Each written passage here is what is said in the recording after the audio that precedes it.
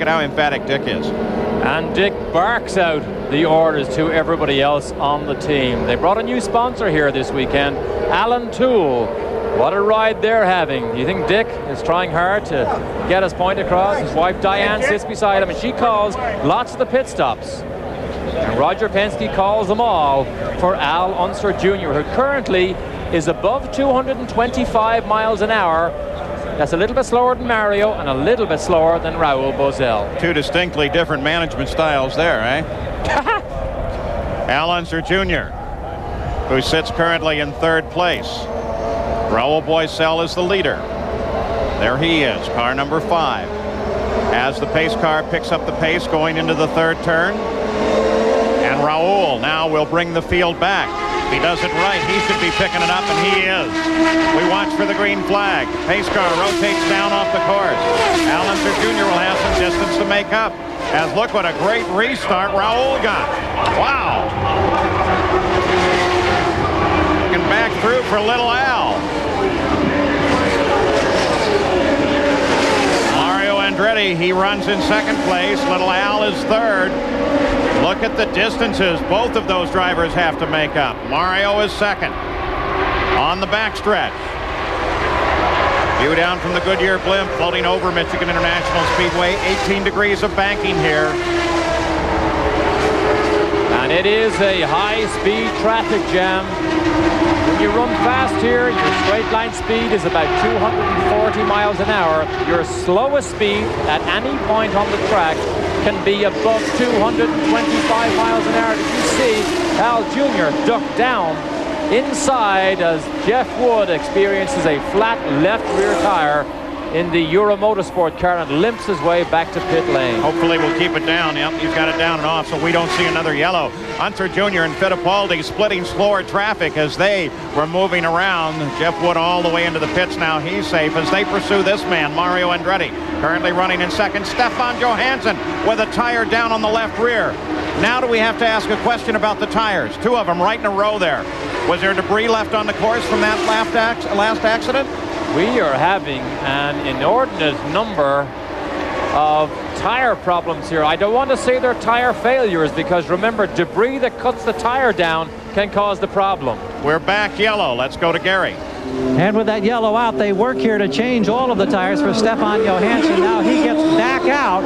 Boesel, however, crosses the start-finish line, and this is going to be a costly delay for Stefan Johansson.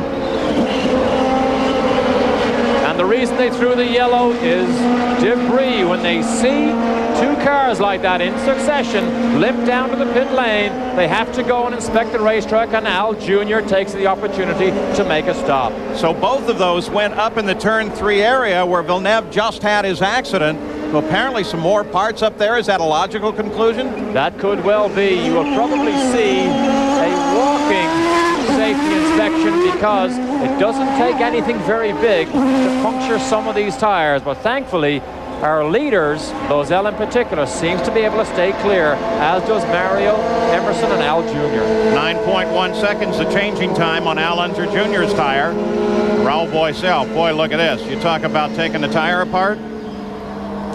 And of course, most of that damage happens on the drive back to the pit lane. This particular wheel is from Stefan Johansson's car, but the damage it does to the bodywork and the suspension can also be substantial. Yeah, it would be unfair to suggest that the tire was that way immediately. It drove all the way into the pits to get into that condition.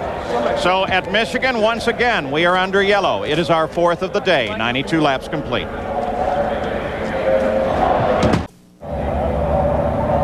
Back at Michigan International Speedway, they just made an inspection out on the track. They have found a couple of parts out there. Jan Beekes, you have a further update for us. Well, the field manager for Goodyear is John Slickerberry. Now, John, we've seen a lot of tires go down. What is the cause of this? Well, it's a real tough track to run. You get a lot of punctures out here. You know, because of the high speeds, we have to run a very thin tread cap. And what happens is that, you know, you've seen a few accidents and a little bit of debris gets on the track and you can cut a tire very easily. Now, we just saw with Stefan Johansson there was a cut in that. Do you know what happened with Robbie Gordon's? Because that was before there was ever an accident. Right, we have Robbie's Gordon tire. You know, we don't see anything that was wrong with the tire. You know, I can't really explain it. We've been running you know, for the last couple of days, everything's been running just fine. So we have no reason to think we have any sort of a problem. Okay, thank you, John. Well, gentlemen, one thing to keep in mind, it's the carbon fibers after a crash that seems to be puncturing these tires because they're very sharp. So pieces of the bodywork. Robbie Gordon, remember he had his problems earlier in the day. He's back trying to get back in this fight as best he can. He's in 6th position right now, but still a lap behind the leaders. Let's go to Gary. Paul, here's an interesting story from the Penske cab on how they're addressing this problem of losing tire pressure if you run over a piece of debris and the pressure starts to go down. For the first time under race conditions today, every one of the wheels on every Penske car has one of these little cylinders mounted inside the spoke work. And in this cylinder is a battery-operated transmitter. And they set this mechanism so that it monitors air pressure. You run over debris and the pressure drops by a pound or more, this unit sends a signal to an onboard computer on the chassis.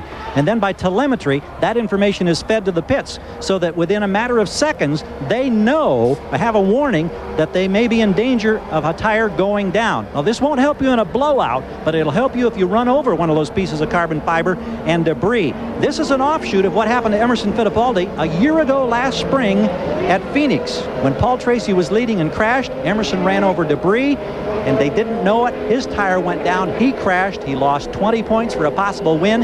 He lost the championship by less than 20 points last year and $1 million prize that goes for winning the PPG IndyCar Championship. So this little device, new for the first time under race conditions, may give the Penske team a slight advantage today. And with the tires we've seen going down, this could be a big piece of information for them. Very smart piece of equipment, but I wonder with all the telemetry, the drivers are running out of excuses. Gary, you mentioned it won't help you in the case of a blowout, but we must remember the blowouts are caused mostly because the air does leak out. So in fact, it really does help stop those blowouts. Raul Boesel picks up the pace once again. We are ready to go back to green. We'll go back on lap 95. 4 yellow periods, 34 total laps of yellow here today. As Raul comes back up at speed. Closing behind him is Goodyear. He runs in 5th place, a lap down, looking for Mario Andretti. There he is. Mario Andretti, the 2nd place car.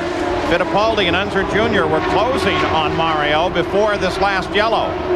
Well, they close again as Mario comes around Mauricio GUGELMIN. Favorite high line, gets away from everybody else, moves high. That's Tracy. The other Penske that he now follows, Tracy still back up to speed, having had that front steering problem earlier. But there's Mario, goes way high up to the outside wall. That's where he likes to run. Now he comes down and gets the slipstream. Paul Tracy to the high side. Tracy runs 3 laps behind the leader in 15th position. Slipstream and drafting so important at a super speedway like Michigan. You might ask, how far behind the other car can you begin to pick up that draft with that slipstream? Nigel Mansell told me earlier, as far as 100 yards behind the car, you can feel the turbulent air and begin to feel that suck. So it's very effective here. Got a glimpse of Emerson Fittipaldi and then Paul Tracy. Now back with Mario Andretti, 2nd place, behind Raul Boesel. Raul is 5.7 seconds ahead already. Dominic Dodson just ahead of Mario.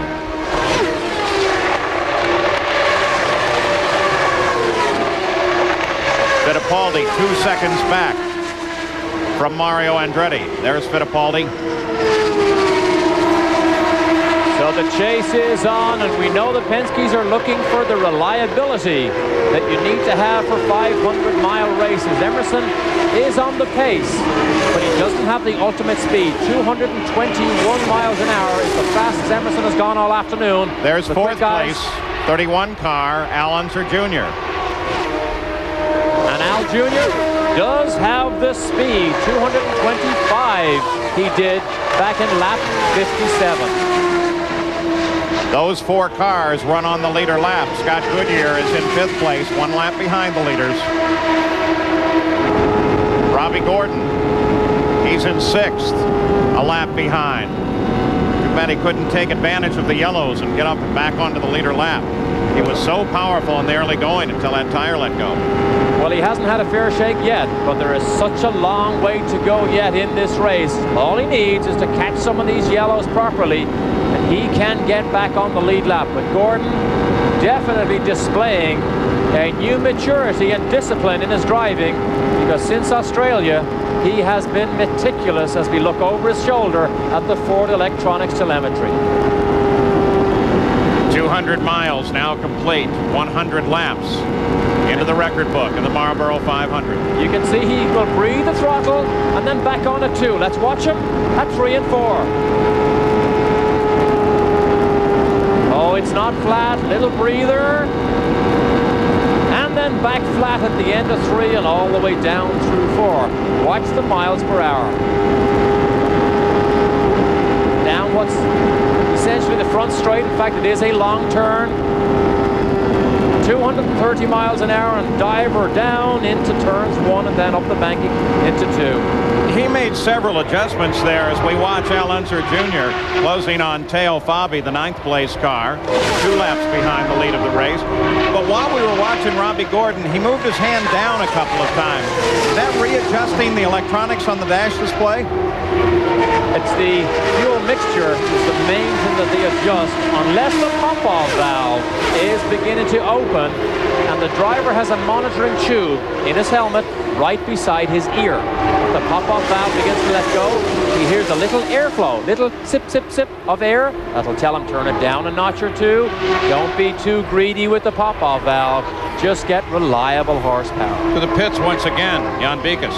Well, speaking about Robbie Gordon, he made a change in the front of the car, the steering arm. We checked with Tim Wardjob, his engineer. We said, is the toe on the car okay? He says, well, it's very close, but not perfect. When Derek mentioned that he had to lift just a little in those turns, that's why. The front end's not perfect, but right now he's still running very quickly and trying to make up that time lost. Yeah, laps at 223.8 his last lap.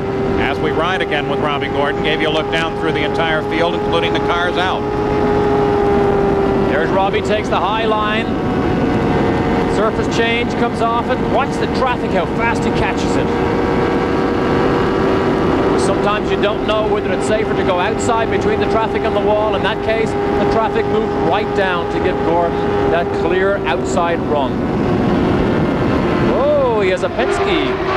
Dominic Dobson currently runs in 7th place. One of the 2 Pac West cars. Robbie Gordon overhauled the teammate just a few moments ago, Scott Sharp, a rookie here. But we watch Dominic. Good run for Dominic Dobson. Qualified 9th. Surprised a lot of people. Started on the outside of row 3. Has behaved himself. Does a very good run for a new team, Pac West. This particular team, Pac West, made headlines yesterday of some sort because they announced they will test Danny Sullivan in this particular car on Tuesday at the kart official test at Mid-Ohio. Dominic Dobson, the fastest rookie here, which surprised me because you think of him in connection with the Indy 500 as we watch Emerson Fittipaldi continuing to work his way through traffic. Changes his line, comes down really low, and then you let the car run free. On full power, let the car do what it wants to do. Up through the banking. How fast is Emerson? 222 is still his fastest lap. That's not quick enough to need more adjustments. And there is the key. Al Unser Jr., the 31 car, is closing on Fittipaldi. Jan Beekes, you have an update on these cars. Well, I sure do. They started off the race, Paul, conservatively, and they were pushing. Both Al Unser Jr. and Emerson Fittipaldi have been in, and they have both of them more front wing. So both these 2 drivers much happier with the balance of their car right now. This is the battle on the track as Unser Jr. closes on Fittipaldi. BOESEL 6 seconds ahead of 2nd place Mario Andretti. This is the fight for 3rd that's beginning to